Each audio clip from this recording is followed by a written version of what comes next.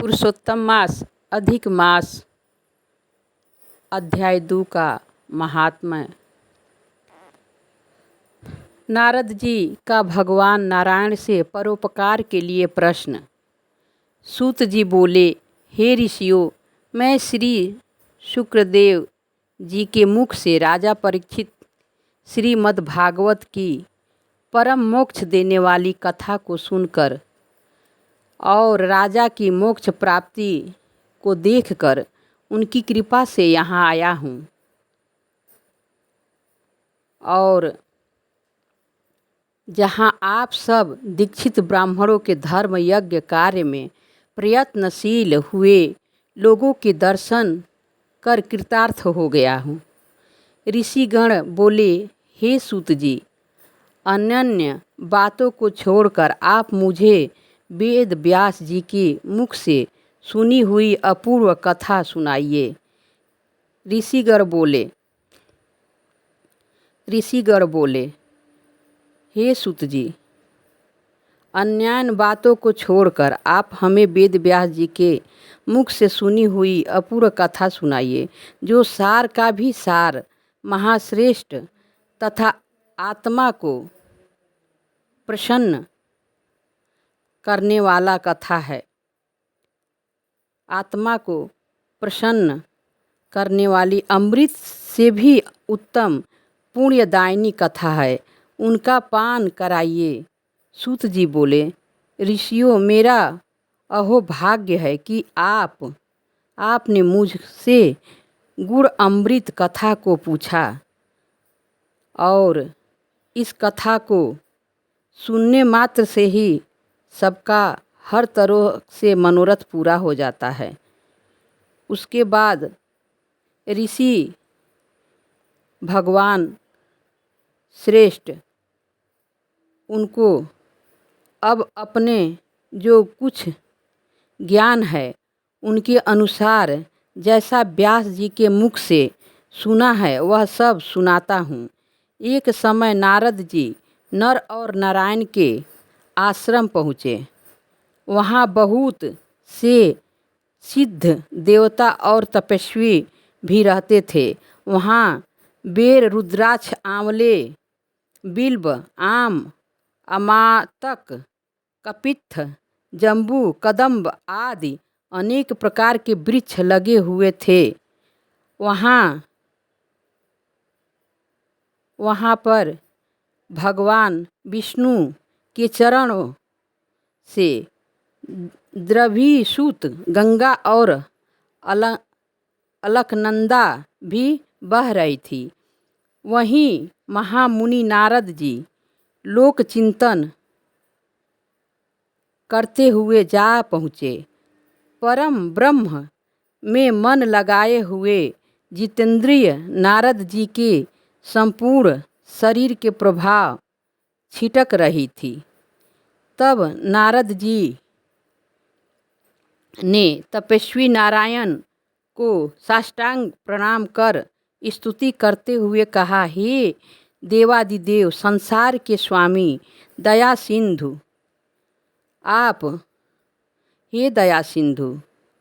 आप हम लोग पर दया करें और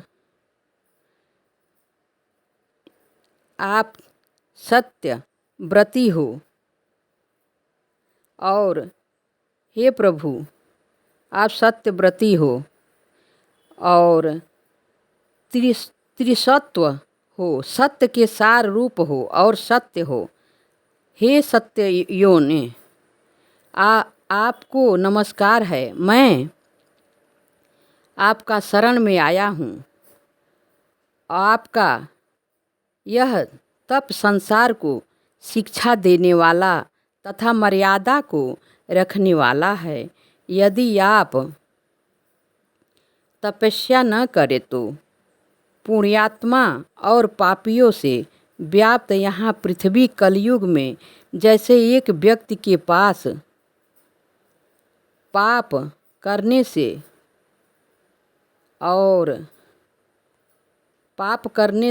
पापी हो जाता है,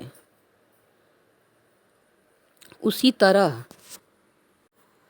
पापियों से व्याप्त इस पृथ्वी कलयुग में जैसे रसातल में चली जाती है, वैसे ही एक व्यक्ति के पुण्य करने से तर जाती है। हे भगवान, हे विष्णु देवता, हम जितने लोग हैं, समस्त प्राणी यही कामना करते हैं, आप हमारे ऊपर अपनी दया बनाए रखें और यह आपका पुण्य प्रभाव ही है जिसके बल पर यह पृथ्वी टिकी हुई है। पहले सतयुग आदि ने जैसे एक व्यक्ति पापाचरण करता था तो सभी व्यक्ति पापी हो जाते थे, परंतु कलयुग में केवल कर्ता ही पुण्य और पाप का भागी होता है। यह सब आपके तप का प्रभाव है। हे भगवान, कलयुग में सब प्राणियों के मन विषय भोगों में आसक्त और स्त्री पुत्रादि के मोह में हुए प्राणियों का हित करने वाले और जिससे मेरा ही हित हो, ऐसा कोई उपाय मुझे बताइए, क्योंकि मैं आपके मुखारबिंद से कुछ सुनने की इच्छा से ब्रह्मलोक से आया हूँ। और वेद भी बताते हैं कि भगवान विष्णु उपकार के प्रेमी हैं। हे देवादिदेव विष्णु जी, इसलिए संसार के उपकार के लिए उस सार रूप कथा को कहिए जिसके सुनने मात्र से ही जीव निर्भय पद को प्राप्त हो। नारद जी के वचन सुनकर ऋषि नारायण मुस्कुराते हुए संसार को पवित्र करने वाली उत्तम कथा को कहने लगे। हे नारद, तुम ब्रज गोपियों के मुख रूपी कमल के लिए भमर तुल्य रसिक शिरोमणि राशेश्वर भगवान श्री कृष्ण चंद्र वृंदावन बिहारी की पुण्यमयी कथा को सुनिए। हे वत्स, जो संसार की पल भर में रचना करने में समर्थ हैं, उनके कामों का वर्णन कोई नहीं कर सकता। इस संसार के सार रूप भगवान विष्णु जी नारद जी से कहने लगे। संसार के सार रूप भगवान के आगम्य चरित्र को तुम भी भली भांति जानते हो, जो प्राणी से भी परे है। तो भी मैं तुम्हारे सामने पुरुषोत्तम भगवान की दारिद्र्य एवं वैधव्य को दूर करने वाले उत्तम कीर्ति और पुत्र तथा मोक्ष के देने वाले अद्भुत महात्मा को वर्णन करता हूँ। नारद जी बोले, हे भगवान, यह पुरुषोत्तम नाम के कौन से देवता हैं, उनका क्या महात्मा है, यह सब मुझे विस्तार से बताइए। सूत जी बोले, श्री नारायण नारद जी के इन वचनों को सुनकर एक घड़ी के लिए मन एकाग्र कर पुरुषोत्तम देवता का परिचय देते हुए बोले, पुरुषोत्तम नाम एक मास का नाम है। इनके स्वामी कृपा सिंधु भगवान पुरुषोत्तम ही हैं, इसलिए इसको ऋषि लोग पुरुषोत्तम मास कहते हैं। इसका व्रत करने से पुरुषोत्तम भगवान प्रसन्न होते हैं। नारद जी बोले, मैंने पृथक पृथक स्वामियों सहित चैत्र वैशाख आदि मास तो सुने हैं, किंतु हे नाथ, पुरुषोत्तम मास कभी नहीं सुना हूँ। यह पुरुषोत्तम मास कौन सा मास है, जिसके स्वामी दया सिंधु पुरुषोत्तम कैसे हुए, सो मुझे कृपा करके बताइए।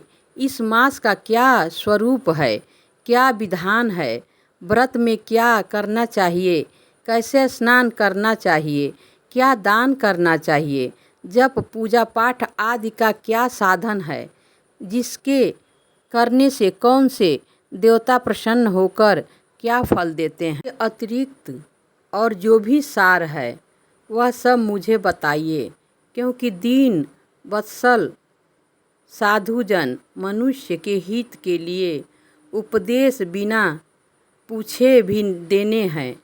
इस पृथ्वी पर जो लोग दूसरों के भाग्य के सहारे चलते हैं वे दरिद्री, दुखी, रोगी होते हैं और पुत्र की इच्छा करने वाले होते हैं। जिसमें कोई जड़, गूंगे, घमंडी, मूर्ख, कुचाली, मैले व फटे वस्त्र पहनने वाले, नास्तिक, लंपट, नीच आदि, वृद्धद, पराई नौकरी करने वाले, आस मनोरथ पूर्ण न होने वाले, पराक्रमहीन, कुरूप, रोगी, कुष्ठी, अंगहीन, अंधे आदि होते हैं। तथा कोई इष्ट मित्र वियोगी, कोई स्त्री पुत्र आदि से दुखी, कोई माता पिता से हीन, कोई सुख दुख से ग्रसित, कोई दुर्बल तो कोई मनवांछित वस्तु से रहित। भगवान, ऐसे मनुष्य कुछ पुण्य करके, सुनकर तथा पढ़कर और आचरण करके इन कष्ट से छूट जाएं, ऐसा कोई सरल उपाय बताइए। विधवापन, बाजपन, लूले लंगड़े, मानसिक कष्ट, रक्त पित्त रोग, मृगी, क्षय रोग, भकंदर, बवासीर, पथरी, संग्रहणी, खुजली आदि रोगों से ग्रसित और अन्य विविध दोषों में लोगों को देखकर मैं बड़ा दुखी हूँ। इसलिए हे कृपा सिंधु, आप मेरे ऊपर कृपा कीजिए और मेरे अंतःकरण की शांति के लिए हे सर्वज्ञ, सब तत्वों के ज्ञाता, कोई लोक कल्याण का उपाय भली भांति समझा कर कहिए।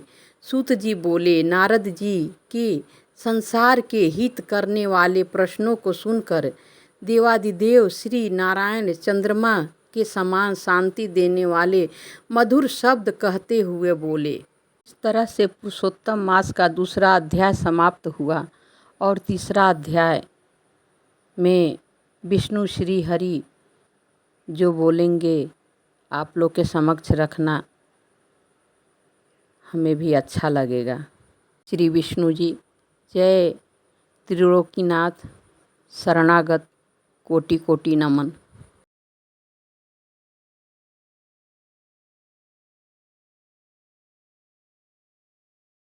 पुरुषोत्तम मास, अधिक मास,